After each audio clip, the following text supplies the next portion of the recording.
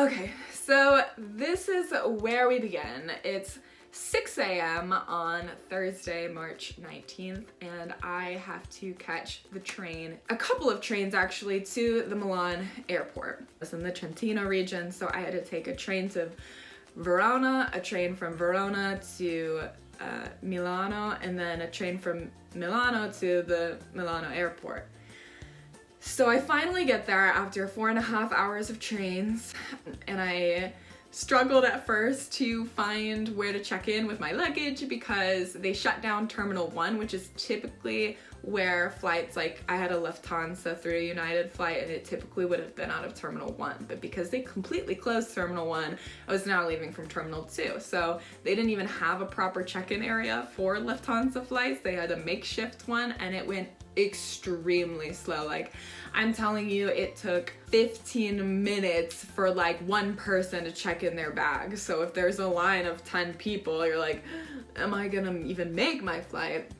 They ended up delaying my flight, I think because of that reason, because it was just taking so long to get everyone checked in. And I finally got on the flight. It was like an hour long, an hour and 10 minutes to Munich.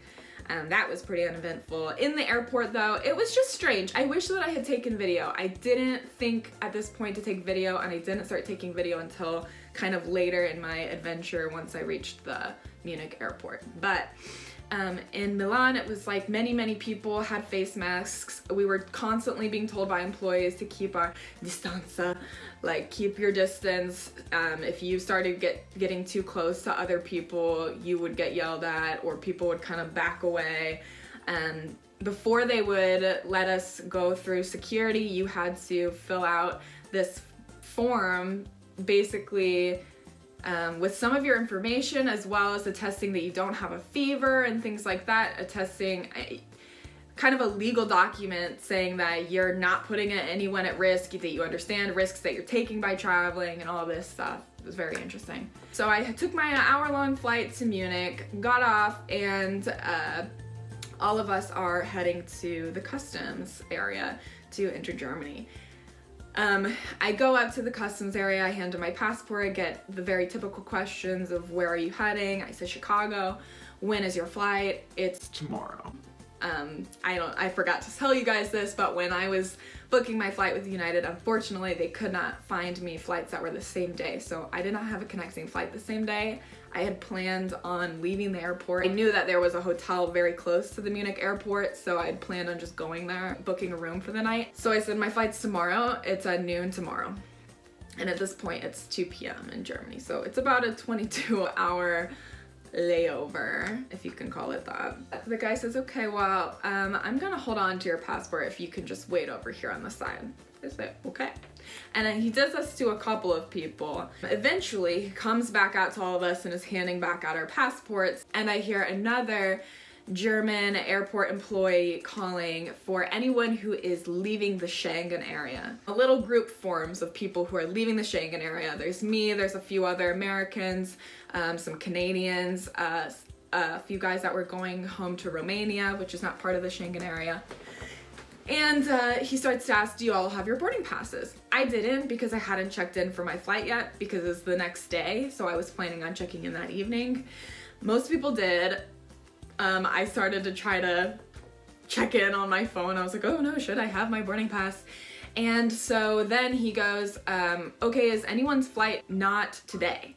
And at first I wasn't listening, I was trying to check on my phone, and all of a sudden I realized, oh, everyone else is saying, yes, my flight is today, I'm good. And he's like, oh, okay, so everyone has their flight today. And I have to be like, no. My flight is tomorrow. And then it was me and one of the guys heading back to Romania who had both said, no, we have flights tomorrow. And it ended up being a group of like 8 or 9 of us who all had flights tomorrow, but most people had their connecting flights that day.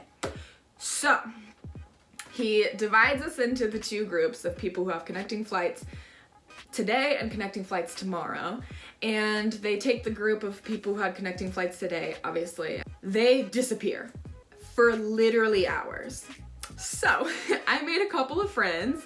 I noticed that there was a couple of guys who I had already seen them as far back as check-in at the Milan airport. I remembered seeing them.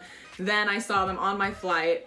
because actually originally I was sat right next to them, but then they ended up moving because the flight was empty enough that people wanted to social distance and whatnot. At this point, they're also stuck in the same group with me, and I hear that they're speaking English. They're very clearly American, so I just, either that or Canadian. I guess I couldn't make assumptions at that point, but ended up talking to them. They were American.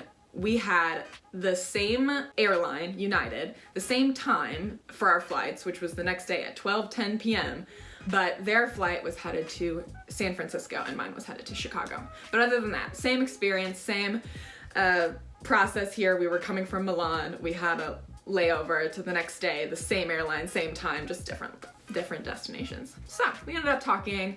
They were two brothers, really super nice, super sweet people.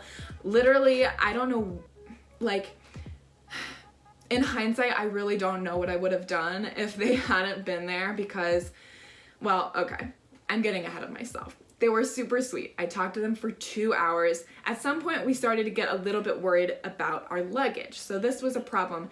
In the Milan airport, they had told the brothers, they didn't tell me, I don't know why, but they told the brothers that they did need to pick up their luggage in Munich because it would not be transferred to their next flight the next day. So they needed to pick it up and then check it back in for the next flight.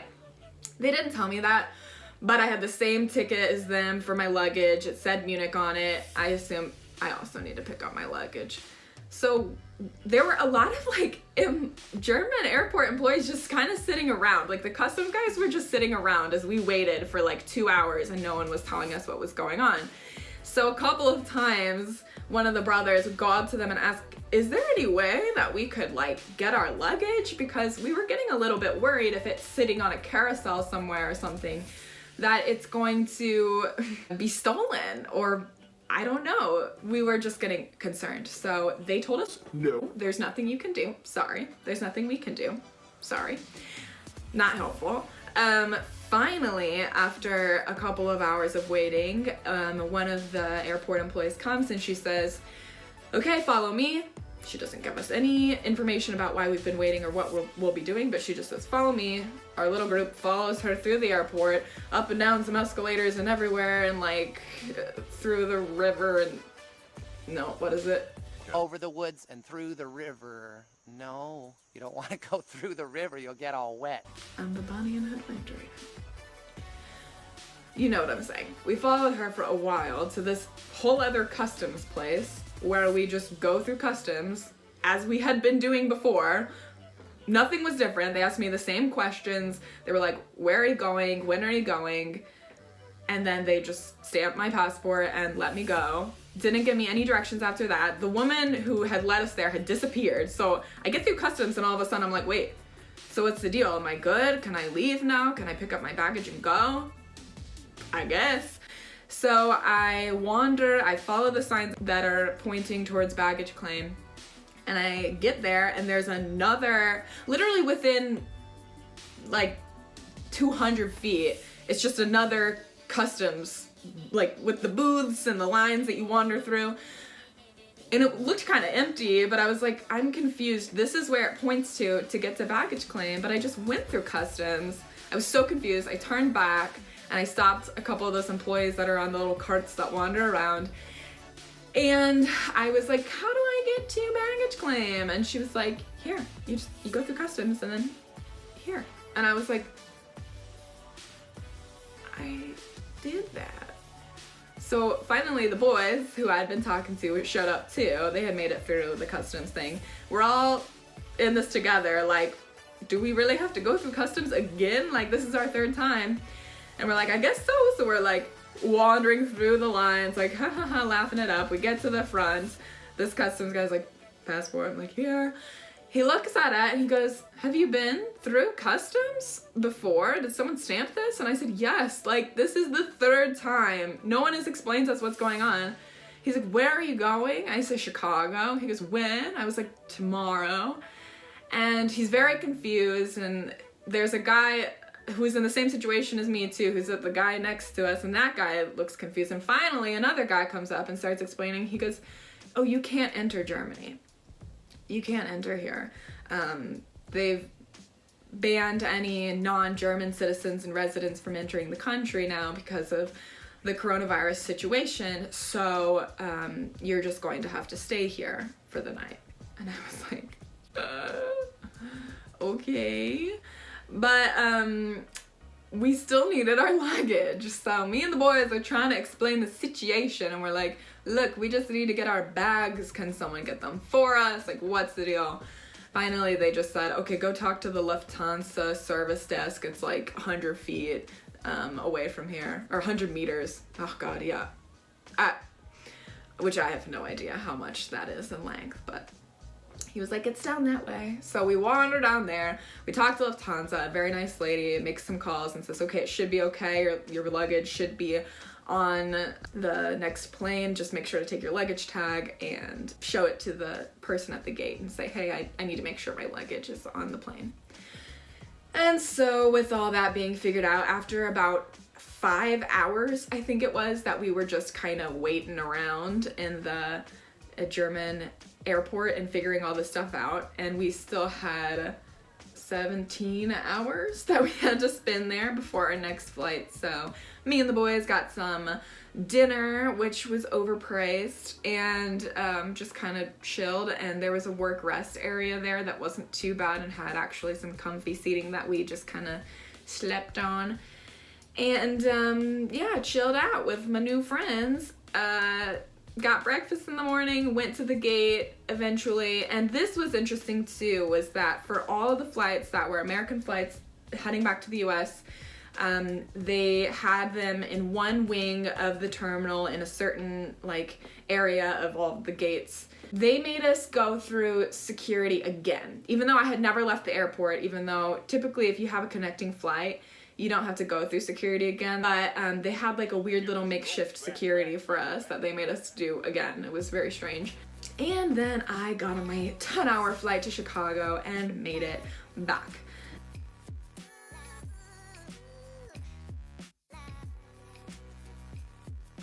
This is where I think a lot of people will be curious, well, what was Chicago like? Because I know I had read in the news that Chicago had like 8-hour waits for the health screening after the travel ban from Europe was first announced, because so many Americans and people who wanted to get into the country, I suppose, before the travel ban started, had rushed back to the US and just overloaded. And the health screening area was like not prepared for that yet too. Let me tell you, this was far and away the easiest part of my journey. So God bless America. It was very easy. From the time, it took me longer to walk from the exit of my flight to the point where they were doing the customs and to the customs and health screening area. It took me longer to walk there than it took me to get through it. So yeah, and I'm so upset. I took a video of how kind of empty it looked in the Chicago airport, in O'Hare, which, if you know, it's usually pretty busy, and it looked pretty empty, but I don't know, the video like didn't save or something, so that sucks. But yeah, so basically what it was is I went through customs. It took like 2 seconds. They were like, where are you coming from? And I was like, Italy. And sorry, I forgot to mention, they gave us these forms to fill out on the flight, that you say if you've had a fever in the past 14 days, if you've had a cough, you check out some things, you fill out your information, you tell them where you're headed. So I think so that they can keep tabs on things, and if there's outbreaks and they need to contact you, and I don't know. But we had to fill out this form. So when I got to customs, they wanted the form and your passport. They asked me where I had been. I said Italy. He wrote it on the form, and looked at my passport. I'm a US citizen, so they were like, welcome home. I'm like, thanks. And I take the form, then you head to the health screening. Basically, they asked me again where I had come from, then they directed me to a specific table, and they had all these tables set up with just employees at them with masks and the little readers to take your temperature from your forehead, and a lot of forms and paperwork. And I just went up, they looked at my paperwork, they took my temperature, wrote the temperature on there, asked me if I had been feeling sick or anything, and then gave me the information on how to self-quarantine, because you're expected to self-quarantine for 15 days after you return from a high-risk area, and basically gave me a little packet of information about how to do that and all of that. And then I took that form and I walked out, grabbed my baggage from the baggage carousel. Then I had to walk up to another guy. That guy I actually got video of. Unfortunately, I didn't get video of like the health screening area. A, I just didn't think about it. B, I just don't think I could have like multitasked that well. And C, I don't know how they would have felt about me filming them. So yeah, but I kind of got a little video of the very last guy that I had to hand my form to. He kept the form and asked me where I had been, even though it was written on the form, but and then pointed me to the exit. And that was it. It probably took like 5-7 minutes tops. It was really, really quick. At no point was I waiting, really. So that was super nice. And then drove back to Indianapolis from Chicago with my dad, my lovely dad, who came to pick me up, and we are now both self-quarantining. And let me tell you, I've never seen Chicago traffic so empty. So wasn't too bad of a journey. And that's it. My voice is starting to hurt really bad, and hopefully this helps me prevent from having to tell this story like a million times, because it's a long story. I don't even know, maybe I'll divide this into 2 different videos, because this is like almost 20 minutes long. And I hope that this light doesn't suck. Anyways, so that was me surviving Italy, and now surviving that terrible journey home, which took like 2 straight days. That's it. Thanks, guys. Thanks for tuning in.